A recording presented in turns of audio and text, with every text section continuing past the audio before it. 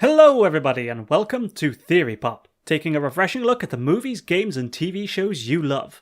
Today's subject is Bendy and the Ink Machine and the disturbing history behind the workshop featured in the game. For those who don't know what Bendy and the Ink Machine is, let's quickly get you up to speed. Bendy and the Ink Machine is an episodic puzzle action horror game in development by the Meatly. The game is described as starting in the far days past of animation and ends in a very dark future. Chapter 1 serves as an introduction to the tone and style of the game and its future content. The player is tasked with searching the workshop, solving the riddle, and surviving.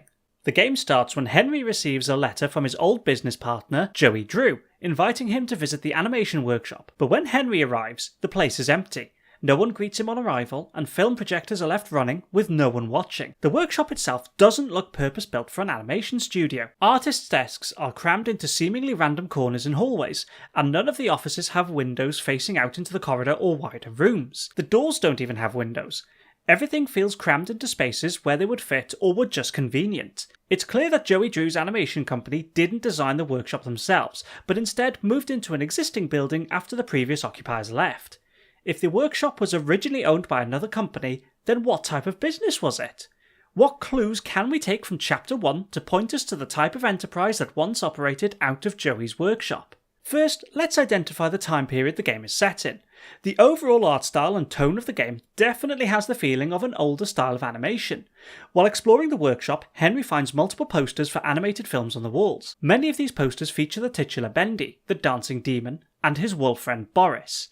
These posters evoke the feel of the works of Disney and other studios in the late 1920s and early 1930s. There's no denying the similarities in style between Bendy and Mickey Mouse in Disney's 1928 animation Steamboat Willie. But the game itself does not take place in the 1930s, or at least Chapter 1 doesn't. During Henry's attempts to restart the ink machine, he comes across a cassette recorder with the thoughts of one of the workshop's animators recorded on it. This type of cassette recorder wasn't available until the 1960s.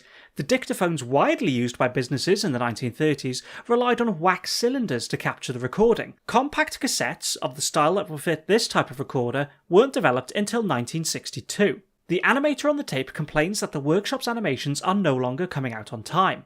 This would suggest that by this point in time, the studio is struggling. If the studio had not updated their animation style and techniques since the 1930s, they would be left behind by an advancing and evolving industry, unable to secure business in the changing medium of animated feature films.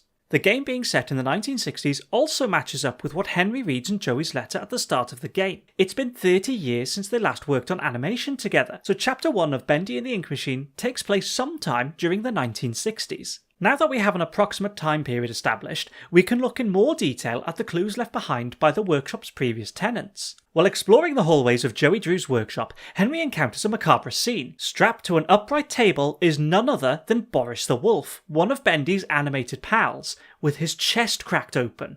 Judging by the crosses on his eyes, it's very clear he's dead. The table he is attached to at first glance appears to be an operating table. It would make sense. Boris has obviously been operated on, so this could be a surgical table. But the problem with this is that there aren't any operating tables that can be angled to a near vertical position. Most surgical tables allow for rotation and angling of the table between 15 and 30 degrees to put the body in what is known as the Trendelenburg position. But Boris is held at a much steeper angle, so we can rule out the possibility of this being an operating table.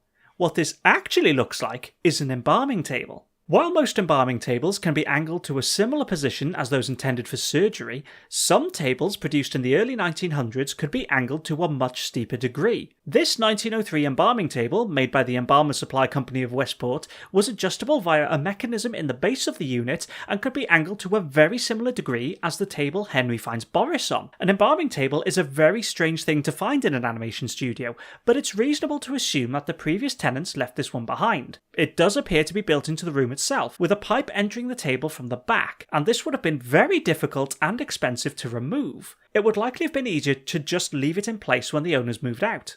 The ink machine is also a leftover item from the previous tenants. The large tank of ink on the back of the machine resembles the fluid tanks of an embalming machine.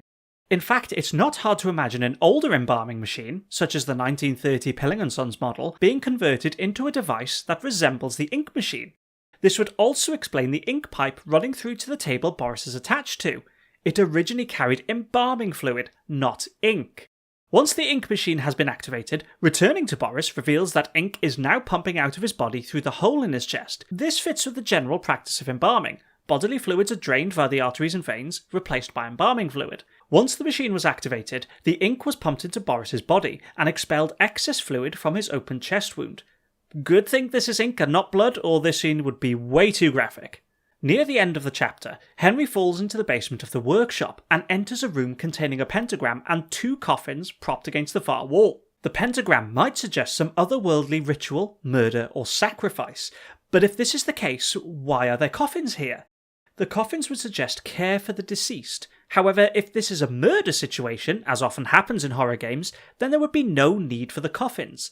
And just how would anyone explain taking delivery of coffins to an animation studio? The most likely explanation is that these coffins were left behind in the basement by the previous tenants, just like Boris's table and the converted ink machine. The embalming table, ink machine, and the coffins lead to a clear conclusion. Joey's beloved animation workshop used to be a funeral home. But we're still left with the question of why the previous tenants left the building in the first place. Remember that we established the game is set in the 1960s, but the studio produced cartoons in the 1930s. There's a very good reason a business may have changed location in that particular decade. During the 1930s, many funeral directors moved out of their old properties and purchased a new type of building that had not been previously available to them. Large family homes. According to a blog post by Todd Van Beck of the International Cemetery, Cremation and Funeral Association, the funeral home as we know it today had its genesis during the Great Depression, because home funerals were vanishing as families relocated to smaller homes and apartments, and the undertakers could buy these gigantic homes for a song and have their funeral home downstairs and their family would live upstairs. During the Great Depression of 1929 to 1939, many families had to move out of their large estates and into smaller houses to avoid financial ruin. With funeral directors able to move their businesses into cheaper, mansion-sized properties that served as both their home and place of business, their old properties would have been left empty and available. An animation studio looking for a place to set up would have been able to move right into one of these empty buildings on the cheap. Animation was not immune to the financial problems of the Depression. Disney released their first full-length feature film, Snow White and the Seven Dwarfs, in 1937. Though it was a box office hit, the studio still struggled financially during this time. An animation studio looking to cut costs could well have considered moving into an older, cheaper building left vacant when the previous tenants moved out. An empty building like an abandoned funeral home. And all of this fits perfectly with the themes of a horror game. An old funeral home, outdated equipment left behind by the previous tenants, now appropriated by an animation studio in need of a new premises. A spooky location, the echoes of the dead, a dancing demon, and the ink machine. Solve the riddle, escape the workshop, and above all, fear the machine and survive. This has been Theory Pop. Thanks for watching. Hey YouTube, thanks for watching. I hope you enjoyed this Bendy and the Ink Machine theory. If you would like to see me play through the very spooky first chapter of the game, click the video on the left. If you want to see more theory videos, then click the one on the right. If you want to play Bendy and the Ink Machine, follow the link in the description below. Like and share if you enjoyed the video, hit subscribe to stay up to date with the latest theories, and I will see you in the next refreshing episode of Theory Pop.